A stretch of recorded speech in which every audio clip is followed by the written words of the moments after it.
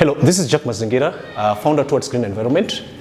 Today we are at Korogocho slums in Nairobi, and we are here to try and tell the stories regarding the level of awareness about the use of contraceptives, especially on ways to try and suppress population that has been one of the serious causes of environmental change, more specifically climate change.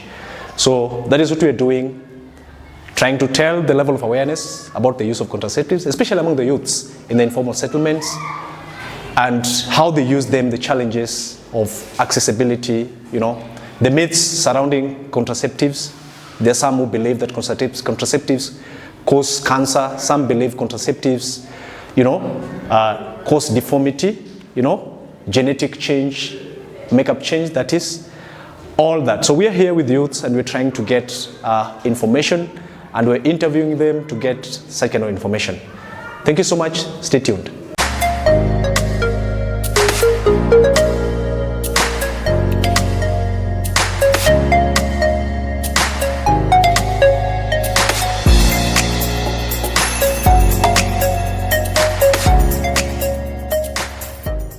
My name is Margaret Kinywa.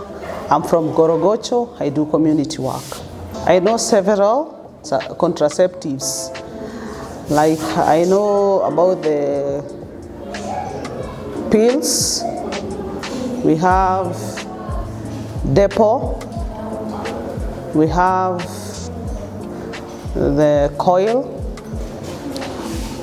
They are so much, the contraceptives, they are so much helpful, because you don't get a baby by chance, you get a baby by choice. I've never heard about the contraceptive being cancerous. Some of contraceptives, they are effective, some are not. You cannot get pregnant when you have contraceptive. I do get the information for contraceptive in the facility. My name is Joan Maureen, and I'm a mentor of young girls and women in the society. The types of contraceptives I know about is the implants, the injected ones, and the pill. Most of the contraceptives, they help to protect unwanted pregnancies for the young girls and women. Contraceptives does not cause child defects in the contraceptives does not cause child infertility. Contraceptives are not cancerous. Contraceptives are not 100% effective. You can get pregnant with contraceptives. Contraceptives does not. Some of them prevents people from getting pregnancy. I get contraceptives from health facilities. My name is Victor Tieno. I'm one of the ambassadors who train youths, or especially ladies, on how to engage themselves in the environment and taking care of the environment and themselves. I know about condom. I also know about pill. I know about coil. Yes. Contraceptives are helpful first. If you take about, for example, condom is a contraceptive that helps, so you can at least control the birth control of your family. It also helps to avoid getting STIs and so on. Pills also get in terms of controlling the birth of the family, if you want to go. I can say that contraceptives are not 100% effective, but in causing the effect of child in the future is very minimal chances. It's very rare. Infertility, I think, as I've said, is not 100%, but I think there are some rare cases in some. Depends with the hormones also of the person that's using them. So it can lead to maybe infertility, and that is just by chance or by bad luck. As I've said, they are not 100% effective, because sometimes we have had some many cases of maybe 1 or 2 cases of maybe infertility, or something like that. So they are not 100% effective. Contraceptives are not 100% effective, no, but by chances you can get. There are some minimal chances that you can get pregnant. Contraceptives does not represent 100% from STIs. I get the contraceptive information from the facility and media. Yeah. My name is Keru Sandra. I'm an educator and volunteer with Brighter Face of Kenyan Youth, yes, in Korogocho. I know about the implants, I know about the pills, and I also know about the condoms. Contraceptives are helpful in that they assist the youths. They help youth not get unwanted pregnancies here. To some, yes, contraceptives do cause child defects in the future. Okay, because it depends on how it reacts to your body. To some, yes, contraceptives do cause child infertility in the future because of how they do react to one's body and hormones. Okay, for the coil, I've heard about the contraceptive, the coil. When it stays a long time inside your body, it can cause cervical cancer. That is per hearsay. Yeah, not all contraceptives are 100% effective. Okay, some contraceptives like the condoms are able to assist you not to get the STIs and all that, all those infections. I get contraceptive information from the facilities and Google.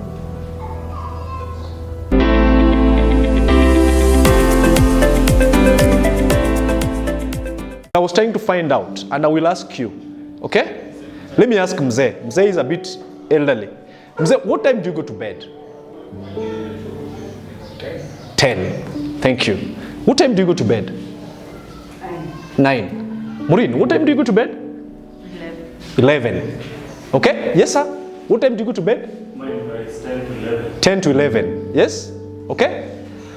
And why do you go to bed at 10, 11? Just give me maybe a reason. Nini naweza kukuweka? Hata ujui nini nimekuweka. Uko tu mafikira tu. Uko na TV kwako? Niko na hata simu moja. Thank you. But you get meals. Okay? Okay. Maureen, why do you go to bed late? Some work.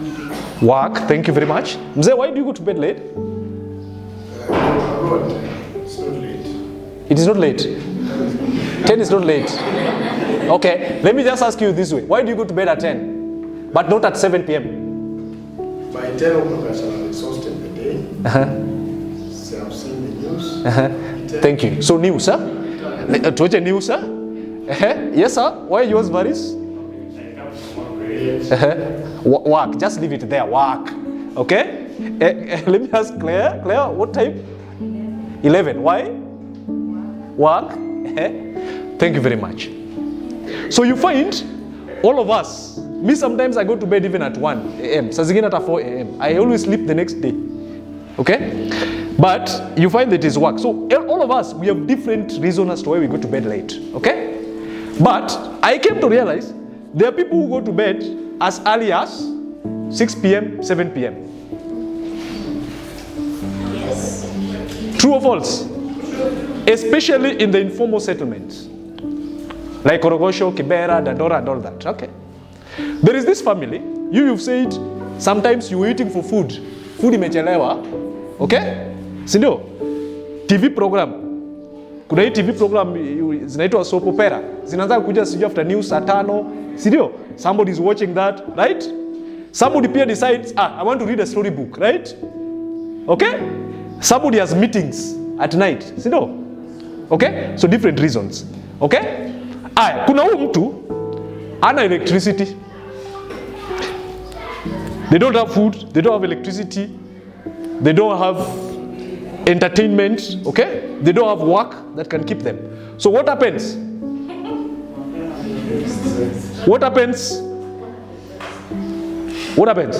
See, jua ikitua tu hivi, the only thing you can do in that house is to sleep. There's nothing else you can do. Am I lying? There's nothing else you can do, right?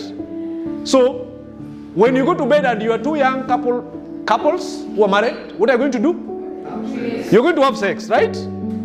When you have sex, you have planned for, we know the end result of sex is always a baby, right? We used to have a teacher who used to tell us that right now, I know, hapa kwa parade, you nyinyi mnajificha hapa, you're having sex. But the end result will come. Okay? A proof of transaction is always a receipt. See no? See, proof your transaction is always a receipt. Proof of sexual, is a baby, right? Okay? So what happens to these young couples? They end up having sex, right? When they have sex, at the end of the day, there will be a baby. Sasa kama chakula ndio hawakuwa nayo ndio imefanya wameenda kulala 6 na ndio imeleta hii mtoto. Is this child by choice? By chance. Is it child by choice? By chance. What normally happens? They throw them. Sidio? Hakuna sahani? Hakuna sahani? This one is like, I'm telling you, where the world has reached today, hakuna sahani. Okay? So, this child comes by chance. So what happens, especially in the informal settlements, tumezipata wamewekwa kwa gunia. Okay? Wameingizwa kwa choo. Okay? Sido? So, generally, there is no need. If you know you're not ready of having a child, why do you do this? Okay? And right now, there are various measures that are put in place. I've been working with young people. When you tell them to abstain from sex, one told, we had a lady who amekuwa amekoma, and then she gave a conversation around that. And then one person, msichana tu, agile, at that age, at puberty, they are very agile, huh? And they're very curious, they want to know more and more. So, akamuka kauliza, huyo mama, why do you want us to stop when you had enjoyed? As you want us to stop when you had enjoyed. You get it, huh? Okay? So, it's always very difficult. Okay? Ama kuna mtu anaogopa maneno sex hapa? Yeah? That is the problem we are having, because we are not talking about sex, and then we end up, sex watu wanaona kama ni kitu ya shetani, si ndio? And then we end up messing because our young people end up messing because they are not being told the truth, right? When you engage in sex, the end result is, number one is a baby. There is no, you can't compromise that. Unless God did not bless your womb. Okay? But if you're fertile, and most poor people are very fertile, you just try 2. You try 4. Okay? We are poor, we tend to be very much fertile and sexually energetic because you don't have, hakuna kitu na kusumbua. Mtu ametoka mjengo, okay? Mtu ametoka mjengo, ama tuachane na mtu ametoka mjengo, mtu ametoka ofisi, akona gari hapo, ametoka ofisi, anaingia kwa gari, anaenda, ana stress ya rent. Okay? That person is sexually active and energetic, right? Sindo? Because he's very comfortable. Right? Mtu hakuna kitu anafanya. He has nothing to do. During the day, he does not have anything to do. Hakuna energy, right? Sindo? Very sexually active. And if they're women, they're the ones who always claim, in my community where I come from, they always say, if you don't do it right, they always say, I'm living with a fellow woman in my house. Okay? See, they say that. Eh? Okay? Hakuna watoto hapa. I'm living with a fellow woman in my house. Okay? So, what are we saying? We are saying, children, right now, the environment cannot support, okay, more people. Okay? There is no need of having 10. There is no competition. Okay? You're not competing. Instead, please bring one. or 2, okay? That you can comfortably raise, take care of, and will not put a lot of pressure, okay? On the planet is already full, like we've said. We are 8 billion and we are still continuing, okay? By 2050, we might even double that population. There are various measures that are put in place, okay, to prevent having children by chance. So you know them. What are they called? Contraceptives. For both male and female. Tumia condom. Let us use protection if we must have sex. If you can abstain, hallelujah. Hii ya 100, sindio? They are called e-pills, huh? Injections and all that, but you make sure it is safe because they also affect our hormonal balances, okay? At the end of the day, no children by chance, but children by choice.